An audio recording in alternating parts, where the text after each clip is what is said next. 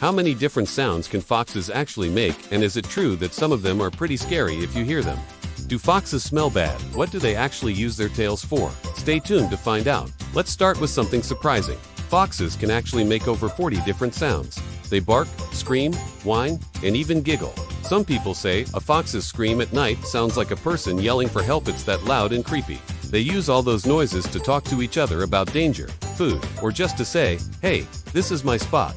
A red fox can be heard calling from almost 5 kilometers or 3 miles away on a quiet night. If you liked the video so far, please hit the like button and subscribe to the channel. Foxes are also champions of jumping and pouncing. When they hunt, they leap straight into the air, sometimes up to 2 meters or 6.5 feet high, and dive nose first into the snow or grass to catch small animals like mice or voles. They have such sharp hearing that they can detect a mouse squeaking under 3 centimeters or about 1 inch of snow.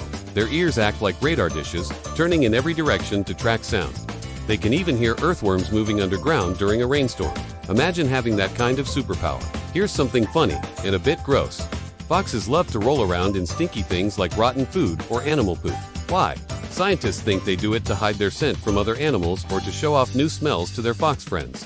You could say it's their version of wearing perfume, but definitely not the kind you'd find in a store. Another weird fact is how foxes use their tails. A fox's tail, called a brush, isn't just for looking fabulous. It helps with balance when running and acts like a blanket in cold weather.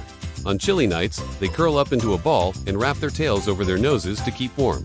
Some Arctic foxes have tails nearly 35 centimeters or 14 inches long, almost half their body length. That's like using a built-in scarf. Now, let's talk about fox babies, called kits or cubs.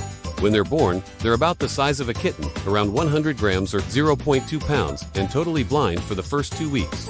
Fox parents are very caring.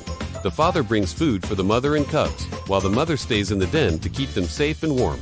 But once the cubs are old enough to play outside, the den becomes chaos. Imagine a group of tiny, fluffy troublemakers wrestling, fighting tails, and stealing food from each other. Foxes are also sneaky snack collectors. They often bury extra food in hidden spots so they can find it later. They mark the hiding spot with their scent, which helps them remember where it is. But sometimes they forget, and that's actually good for nature. Some buried food, like berries or seeds, grow into new plants. A fun and a little strange fact is that foxes can use the Earth's magnetic field to hunt. They line up their pounce in a northeast direction, which somehow helps them hit their prey more accurately. No one knows exactly how, but it's like they have a built-in compass in their brain. The fennec fox, the smallest fox in the world, lives in the Sahara Desert and has enormous ears that can grow up to 15 centimeters or 6 inches long. Those giant ears help them stay cool and listen for insects underground.